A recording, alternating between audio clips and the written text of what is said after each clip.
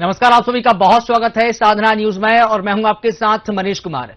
वित्त मंत्री जगदीश देवड़ा ने एमपी का बजट पेश कर दिया है। बजट पेश करते हुए उन्होंने हर हाथ काम के संकल्प को दोहराया। मध्य प्रदेश का बजट इस बार कई मायनों में खास है। मुख्यमंत्री डॉक्टर मोहन यादव ने इस बजट को विकास की निर्देशना देने वाला बताया। उनका कहना है कि यह सिर्फ एक साल का लेखा जोखा नहीं बल्कि आने वाले 2 वर्षों की विकास की रेखा है। देखिए हमारी खास रिपोर्ट।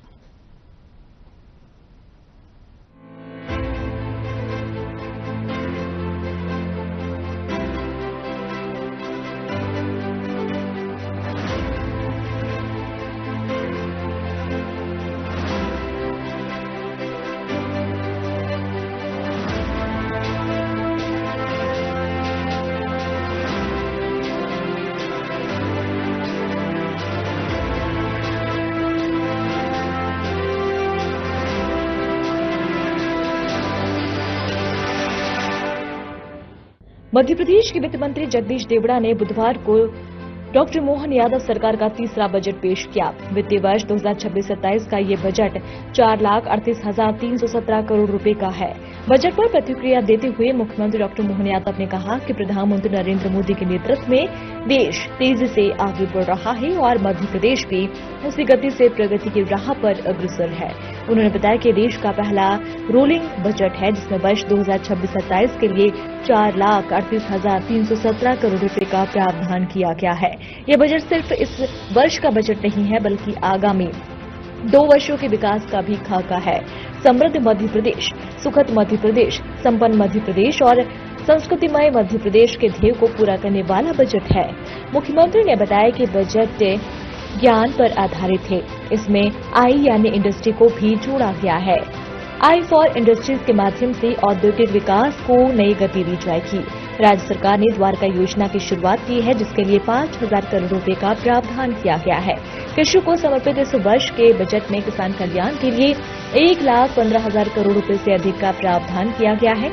मुख्यमंत्री ने कहा कि राज्य 30% की ग्रोथ के साथ आगे बढ़ रहा है और पूंजीगत व्यय का बेहतर प्रबंधन किया गया है। सरकार ने इस बजट में 1 रुपए का भी टैक्स नहीं बढ़ाया है। धार्मिक पर्यटन को बढ़ावा देने का प्रावधान किया गया है। इसके अलावा बजट में लाडली बहनों के लिए भी पर्याप्त प्रावधान किए गए हैं।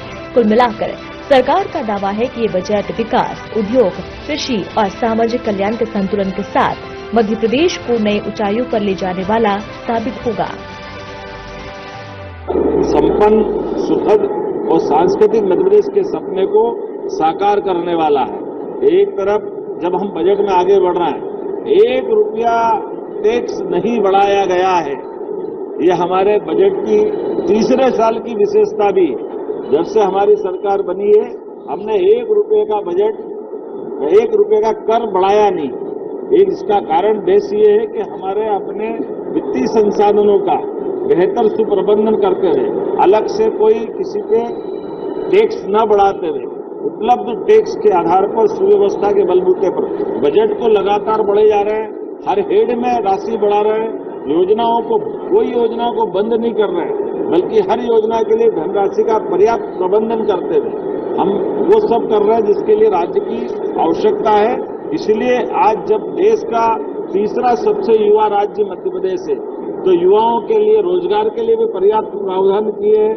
हमारे विकास के सभी पैमानों के लिए एयरपोर्ट से लगा करके नए प्रकार के ग्रीनफील्ड रोड बनाने तक, नए कॉलेज और नई सांदीपनी विद्यालय से लगा करके नए हॉस्पिटलों तक, मेडिकल कॉलेज से लगा करके सभी प्रकार के इंडस्ट्रियों तक, सभी प्रकार के एविएशन के प्रोत्साहन फलस्वरूप हमारा राज्य एकमात्र राज्य है जहां हेली सर्विस के आधार पर भी हम पर्यटकों को अपने से जोड़ करके उनके लिए बीमार है तो एयर एम्बुलेंस और घूमने आए तो उनके लिए हेलीकॉप्टर की सुविधा भी दे रहे हैं।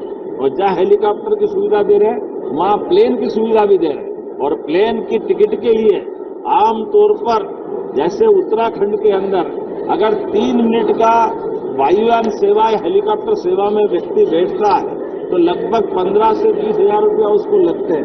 उसके उलट हमारे यहाँ 45 मिनट की यात्रा में हम केवल उससे 1/10 ले रहे हैं, बाकी का सारा पैसा हमारी तरफ से दे रहे हैं। इसी के कारण से हमारे सभी प्रकार की हवाई सेवाओं में सफलतापूर्वक अब तीसरे वर्ष में प्रवेश करते हुए पर्याप्त प्रावधान किया गया और यही कारण है कि देश के अंदर सबसे ज्यादा पर्यटकों की संख्या लगभग 13.5 करोड़ से ज्यादा अगर आई है तो मध्य प्रदेश में आई है। मुझे इस बात की भी प्रसन्नता है, धार्मिक पर्यटन ने भी हमारे अभी तक के सारे रिकॉर्ड तोड़े, जिसके आधार पर देश के अंदर सबसे ज्यादा पर्यटकों की, धार्मिक पर्यटकों की संख्या भी अब अपने प्रदेश के अंदर आई। इसी के साथ साथ विदेशी पर्यटकों की संख्या भी उल्लेखनीय 1.5 लाख से ऊपर की संख्या में हमारे राज्य के अंदर विदेशी पर्यटक भी आए, लेकिन आने वाले समय में ये इनकी संख्या और बढ़े, इसलिए टेंट सिटी से लगा करके स्टार और स्टार से लेकर होम स्टे तक सभी प्रकार के क्षेत्र में हम विकास कर रहे हैं। और साथ ही साथ वन्य जीवों के लिए भी हमारे यहाँ वन्य संपदा पर्याप्त रूप से है। मुझे आज की ही आपको जानकारी देते हुए आनंद है, हमारा चीता परिवार और बढ़ रहा है। आज नए चीतकों के नए शावकों का आपने सबने दर्शन किए होंगे। हम सब महसूस कर रहे हैं कि हमारे पास 35 से संख्या बढ़कर 38 हो रही है और 8 वयस्क चीते बोत्सवाना से इसी महीने आने वाले हैं के इंफ्रास्ट्रक्चर के काम के लिए धनराशि का प्रबंधन रख रहे हैं। हमारा अपना, वैसे तो सबको जानकारी है ही, समृद्ध मध्य प्रदेश, संपन्न मध्य प्रदेश, सुखद मध्य प्रदेश और सांस्कृतिक मध्य प्रदेश। बगैर संस्कृति के हमारा राज्य अधूरा है और सुखद संपन्न से हमारे राज्य के अंदर गरीबी से लड़ने का, युवाओं को हौसला दिलाने का और इसी आधार पर समृद्धि का मार्ग धारण करने का संकल्प हमारा है। अर्थात सर्वस्पर्शी, समावेशी विकास, सुशासन, पर्यावरण, पर्यटन और सांस्कृतिक पुनरुत्थान पर हमने इस बजट को फोकस किया है। आपने ध्यान दिया होगा, पिछले समय हमने समृद्ध मध्य प्रदेश 2047 का दृष्टिपत्र का लक्ष्य रखने का निर्णय किया है। मुझे इस बात की प्रसन्नता है, इस दिशा में बढ़ते हुए ये कदम हमारा अपने उसी भाव को लेकर आगे बढ़ रहा है। इस आधार पर जब हमारे छोटे छोटे गांवों तक सड़क पहुंची है, अब आगे बढ़कर के मजरे टोले तक भी हम सड़क ले जाने वाले हैं। इसके लिए 21,630 करोड़ रुपए की धनराशि का प्रबंध रखा है और इसी आधार पर 2026-27 के लिए 800 करोड़ रुपए का हमने इसमें प्रावधान किया है। 4,572 करोड़ के जो विभिन्न क्षतिग्रस्त पुल पुलियां हैं, इनके लिए भी और पुनर्निर्माण के लिए भी हमने समावेशी सब प्रकार के विकास के ऊपर ध्यान दिया है। यही कारण है कि लगभग 900 करोड़ के पुल पुलिया और पुनर्निर्माण के लिए 900 करोड़ की राशि का प्रावधान इस बजट में किया गया।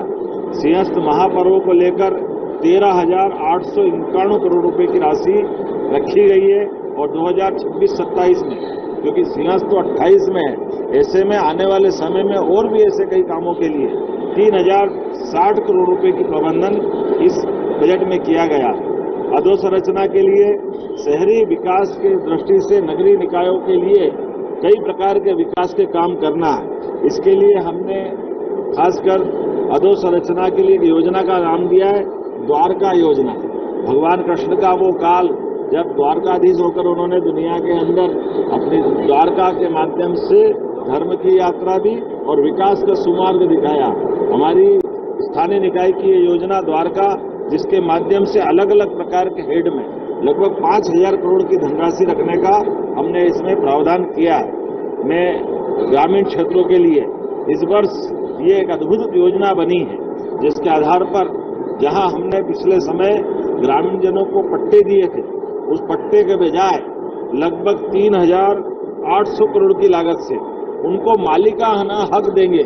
अब कई बैंकों में कई जगह ऋण के लिए या स्वामित्व के लिए आमतौर पर रजिस्ट्री का महत्व होता है, पट्टे को लोन लेने में अटपटा मानते हैं। मैं समझता हूं कि ये सबसे बड़ा निर्णय है, जिसके आधार पर हम मुद्रांक और पंजीयन शुल्क से ये जो किसानों को जो रजिस्ट्री कराई जाएगी, वो रजिस्ट्री का पूरा पैसा सरकार देगी और रजिस्ट्री उनके हक की होगी। ये हमारे लिए सबसे नया नवाचार है और पूरे देश का भी पहला नवाचार है, जब हमारे अपने ग्रामीण अंचल के प्रत्येक व्यक्ति को उनके अपने खुद के दस्तावेज में रजिस्ट्री का सारा खर्च सरकार उठाने जा रही है। भोपाल में आयोजित कर्मयोगी बने सर्वोच्च परामर्शदात्री समिति की 1 दिवसीय कार्यशाला में मुख्यमंत्री डॉक्टर मोहन यादव शामिल हुए। इस कार्यशाला में सीएम के साथ ही मंत्री इंद्र सिंह परमार भी मौजूद रहे। यशस्वी प्रधानमंत्री श्रीमान नरेंद्र मोदी जी के नेतृत्व में 10-12 साल में देश कितने क्षेत्रों में बदलाव ला सकता है, क्या क्या कर सकते हैं, कितने प्रकार से हमारी अपनी मूल चीजों को पा सकते हैं। कदम कदम पर हर दिन हर पल हर समय ऐसे कई चीजों के आधार पर देश दुनिया के सामने एक नई पहचान गढ़ रहा है। मुझे इस बात की प्रसन्नता हमारी शिक्षा नीति 2020 के बाद से जो एनईपी लागू हुई है और जिस तरह से उस पर आगे बढ़ने के निर्णय हुए, ऐसे में आज के समय पे ये कर्मयोगी बने जो भाव है, इस शब्द में सब कुछ आ गया है। ये हमको 5000 साल पहले भगवान कृष्ण के काल से भी जोड़ देता है, गौरवशाली विरासत से भी जोड़ता है। आज के परिप्रेक्ष्य में दुनिया के अंदर अगर हम दृष्टि डालें तो जो संपन्न देश है, सक्षम देश है, उनकी संपन्नता, सक्षमता वो सबके सामने है, लेकिन वो अपनी संपन्नता, सक्षमता को बनाए रख करके क्या चाह रहे हैं, क्या करना चाह रहे हैं, कैसे बढ़ना चाह रहे हैं, ये उनके सामने खुद के प्रश्न, अंदर के भी उनके यक्ष प्रश्न बड़े बड़े देशों के सामने भी है। क्योंकि आगे बढ़ना और बढ़कर के जीवन को सार्थक करना, ये सार्थकता की दृष्टि का अंदर का अंतर्मन जिसके भाव में समझ में आ जाए कि वो जियो और जीने दो वाला हो, वो हमारे सर्वे भवन्तु सुखिना वाला हो, हमारे को हजारों साल से जिस कारण से देश की विरासत पे दुनिया गर्व करती थी, तक्षशिला नालंदा से लेकर के तमाम उस दौर के अंदर जब दुनिया के अंदर भारत का मान सम्मान बढ़ता था, वो उस क्षेत्र में ले जाना चाहती है। तो ऐसे में आज के इस दौर में एक को परास्त करके दूसरा आ जाए, दूसरा परास्त कर तीसरा आ जाए, फर्क उनके साथ कुछ पड़ने वाला नहीं, क्योंकि वो केवल अपनी हम सुपर पावर है इतने अहंकार भर से काम चलता हो तो जरूर चले। लेकिन आज के इस दौर में बड़ा आनंद भी आ रहा है कि माननीय मोदी जी के नेतृत्व में हमने कदम कदम पर उस चीज को महसूस किया, जैसे अभी कोविड के काल में देखा था कि हमने जब दवाई का आविष्कार किया तो अपने राज्य को, अपने देश को भी बचाया और हम पे निर्भर बाकी लोगों को भी मदद करके आगे बढ़े। ऐसे में शिक्षा नीति के बलबूते पर जब हम अपने विद्यार्थियों की नई फौज तैयार करते हैं तो शिक्षा नीति की दृष्टिकोण की जो अनिवार्यता है, शिक्षा काय की, शिक्षा कैसी, और शिक्षा के लिए हमारे पुराने और वर्तमान के दोनों के दायरों में समरूपता कैसे आ जाए, वो सूत्रबद्धता कैसे हो। मुझे इस बात की प्रसन्नता है जब शिक्षा नीति का विषय चला, नई शिक्षा नीति का, तो मध्य प्रदेश सबसे पहले आगे बढ़ा और उसने अंगीकार किया माननीय मोदी जी के उस भाव को, जिसके आधार पर हमने इन सारी बातों को लिया। जैसे उदाहरण के लिए अगर अपन देखें, ये अभी केवल हमने अपने पदनाम से कितना कुछ पा लिया है। हमने कहा कुलपति को कुलपति क्यों कहना है, कुलपति को कुल गुरु कह दो, है कुछ भी नहीं, वाइस चांसलर अंग्रेजी में बोलेंगे, लेकिन कुल गुरु कहते ही जैसे ही हमने गुरु की कल्पना की तो गुरु का अर्थ दुनिया में पता नहीं कैसे लेंगे, लेकिन हमारे यहाँ तो इसको संधि विच्छेद करेंगे। तो अंधेरे से प्रकाश की ओर ले जाने वाला मार्ग बताने वाला व्यक्ति को गुरु कहा गया है। तो वो ऐसे में कुल गुरु, तो कुल गुरु वो पूरे विश्वविद्यालय एक तरह से कुल है हमारा, और उस कुल से कई प्रकार की हमारी प्रतिभा निकलेगी। वो निकलने वाली प्रतिभाओं की दृष्टि। प्रदेश में वर्ष 2026 को किसान कल्याण वर्ष के रूप में मनाया जा रहा है। किसान कल्याण वर्ष का पहला राज्य स्तरीय किसान सम्मेलन मुख्यमंत्री डॉक्टर मोहन यादव के मुख्य आतिथ्य में ग्वालियर के ग्राम कुथेल में आयोजित हुआ, जहां मुख्यमंत्री डॉक्टर मोहन यादव 88 करोड़ रुपए के विकास कार्यों का लोकार्पण और भूमि पूजन किया। वहीं मुख्यमंत्री किसान कल्याण योजना के तहत सिंगल क्लिक के जरिए प्रदेश भर के किसानों के खाते में किसान सम्मान निधि का अंतरण किया गया। मुख्यमंत्री डॉक्टर मोहन यादव ने कृषि प्रदर्शनी और स्थानीय किसानों द्वारा आयोजित पारंपरिक बैलगाड़ी दौड़ का भी अवलोकन किया। सीएम डॉक्टर मोहन यादव उन्नत खेती कर रहे प्रगतिशील किसानों को हितलाभ वितरित कर रहे थे। प्रदर्शनी में औद्योगिक, प्राकृतिक खेती, पशु नस्ल सुधार को प्राथमिकता से शामिल किया गया। इस अवसर पर स्थानीय किसानों की पारंपरिक बैलगाड़ी दौड़ भी इस कार्यक्रम का हिस्सा रही। साथ ही भगवान श्री कृष्ण आधारित लोकगीतों की प्रस्तुतियां भी इस कार्यक्रम में शामिल रही। इतना आनंद आता गांव के अंदर। माननीय प्रभारी मंत्री श्रीमान तुलसीराम सिलावट जी, जोरदार अभिनंदन करें हमारे पूरे मंच के लिए। सांसद जी, विधायक जी, माननीय भारत सिंह कुशवाहा सांसद जी, माननीय विधायक मेरे नाम राशि मोहन सिंह राठौड़ जी, मंच पर उपस्थित सीताराम बाथम जी, डॉक्टर राजेंद्र सिंह पाल जी, श्रीमती दुर्गेश कुंवर जी, माननीय महेंद्र सिंह यादव जी, पूर्व बीज निगम के अध्यक्ष हमारे प्रेम सिंह राजपूत जी, ग्रामीण अध्यक्ष उपाध्यक्ष जिला पंचायत श्रीमती प्रियंका जी, आशीष अग्रवाल जी और इस पूरे कार्यक्रम के सूत्रधार शिवराज यादव जी, हमारे मैं इस अवसर पर हमारे सबके आदरणीय विधानसभा के अध्यक्ष और हमारे पूर्व भारत सरकार के कृषि मंत्री प्रदेश अध्यक्ष माननीय नरेंद्र सिंह जी के लिए भी जोरदार अभिनंदन। वो मान के चलो मेरे साथ ही इस कार्यक्रम में है, उनका मैं अभिनंदन करता हूं आपके माध्यम से। और सिंधिया जी भी आने वाले थे, जोरदार ताली श्रीमान सिंधिया जी के लिए भी यहां से वहां तक। इसे अवसर पर हमारे लिए सौभाग्य की बात है। आज के इस अवसर पर मैं पूरे मंच के साथ आप सबको बधाई देना चाह रहा हूं। और ये क्या कन्हैया गा रहा है झूम झूम के, वाह, जोरदार अभिनंदन, वाह क्या आनंद आया। कन्हैया भगवान की दया से गोपाल कृष्ण का जीवन सदैव सबको आकर्षित भी करता है, भगवान का आशीष भी हमको मिलता है।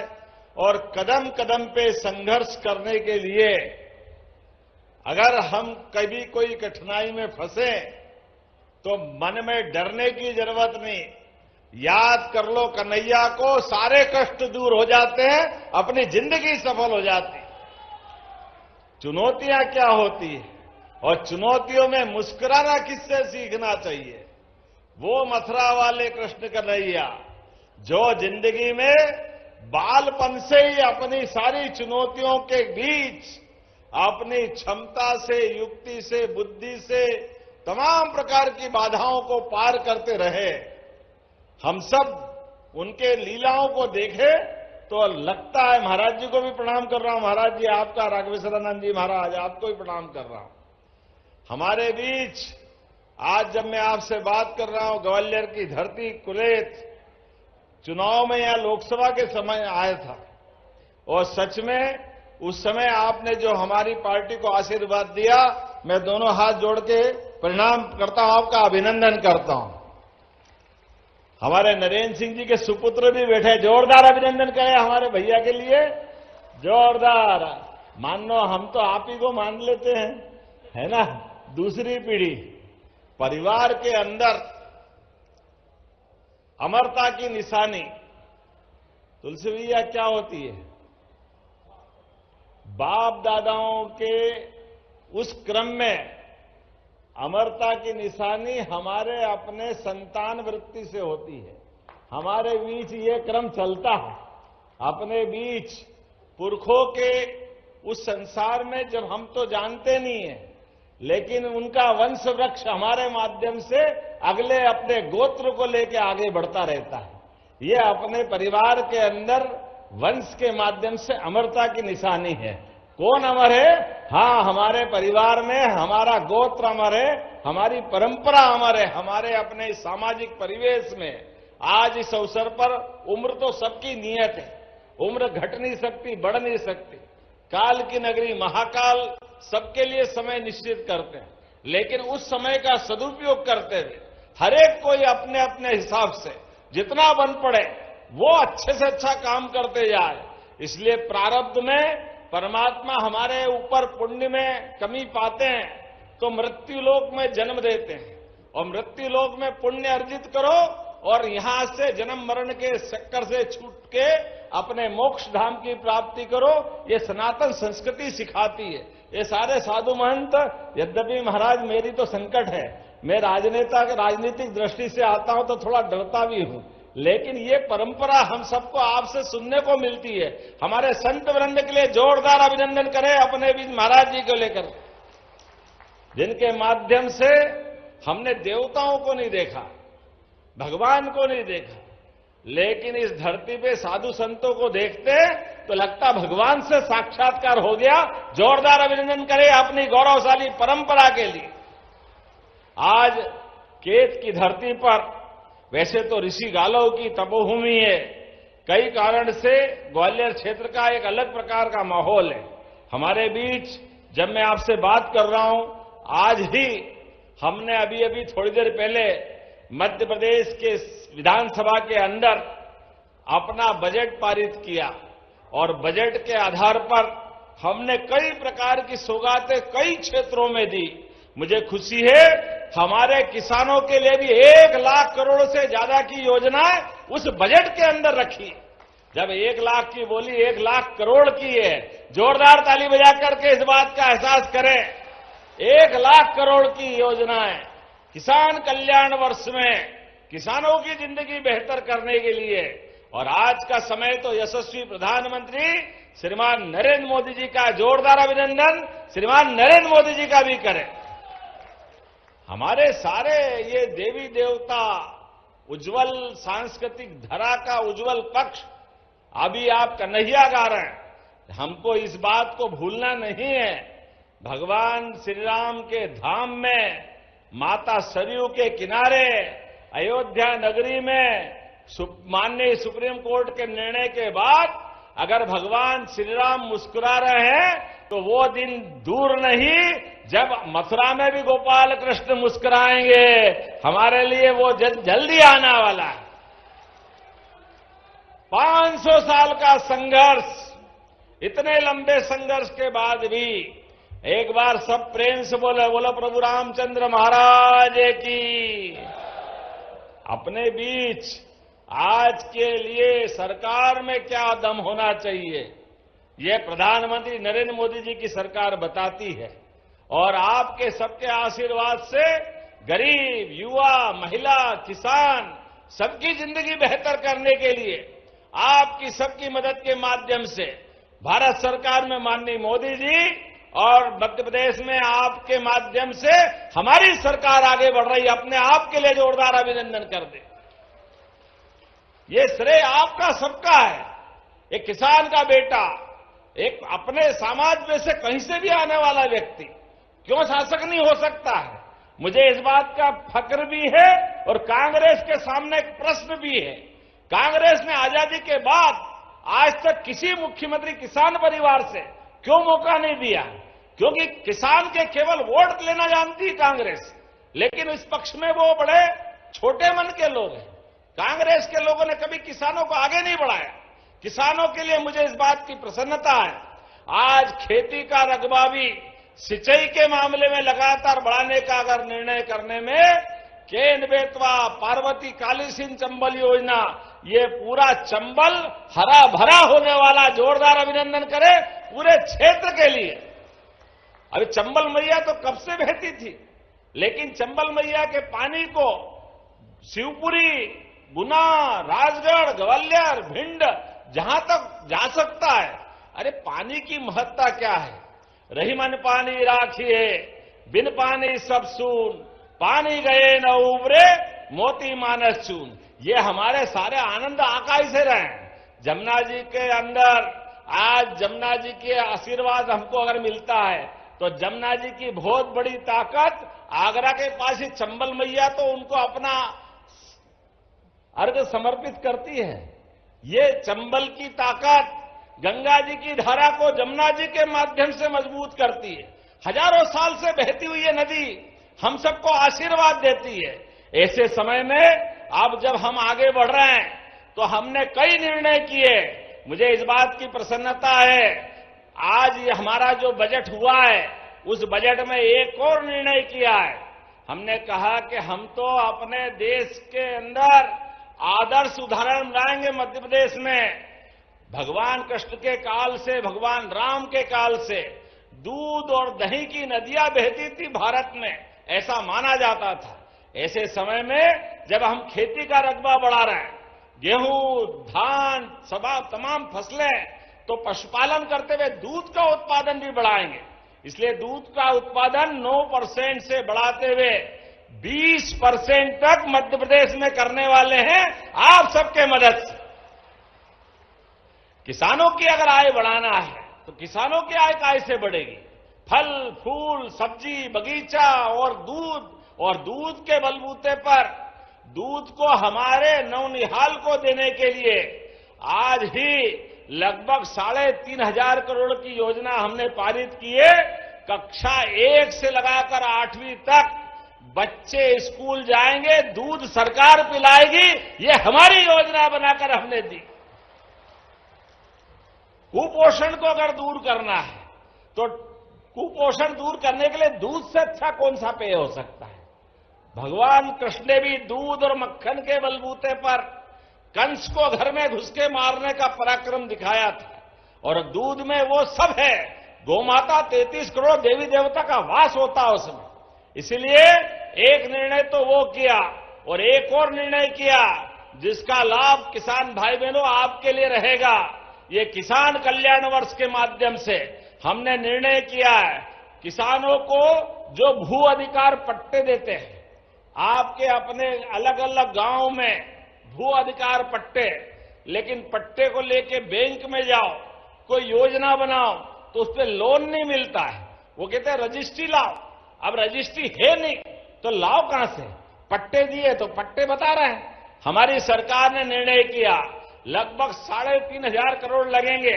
जितने भी पट्टे हैं आपकी जाके रजिस्ट्री कराओ, रजिस्ट्री आपके नाम से होगी और पैसा सरकार भरेगी 3,500 करोड़ सभी किसानों के लिए।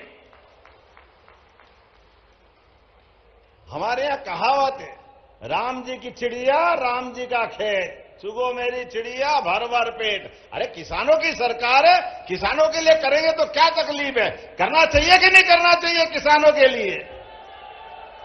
तो हमने निर्णय किया है, आज ये किसान सम्मेलन हो रहा है और अब तो हर पहले दूसरे दिन जहां हमारे कार्यक्रम होते हैं उन कार्यक्रमों में इसी बात के लिए गौर की, जहां कार्यक्रम हो आपसे भी निवेदन करूंगा, यहां प्रदर्शनी लगी हुई है, प्रदर्शनी के माध्यम से अच्छे उन्नत प्रकार के बीज, फल, फूल, सब्जी जो आप किसानी में हो सकता है वो सारी प्रदर्शनियां लगवा रहे हैं। केवल भाषण सुन के जाने की जरूरत नहीं, आपकी जिंदगी में फसल के आधार पर भी अपनी जिंदगी बेहतर होना चाहिए, इसलिए सब प्रकार के काम कर रहे हैं। और बिजली के लिए भी 1 लाख सोलर पंप अपने किसान लगाए, उसके लिए भी पैसे अपन ने मंजूर किए बजट में। जोरदार अभिनंदन करें। सोलर पंप के माध्यम से भगवान सूर्यनारायण की ऊर्जा से संसार प्रभावित होता है, संसार में प्रकाश फैलता है। ऐसे समय में सूर्यनारायण के आधार पर आप खेत पे अपना पंप चलाओ, 5 हार्स पावर, 3 हार्स पावर, और उस पंप के बलबूते पे बिजली बनाओ। बिजली अपने उस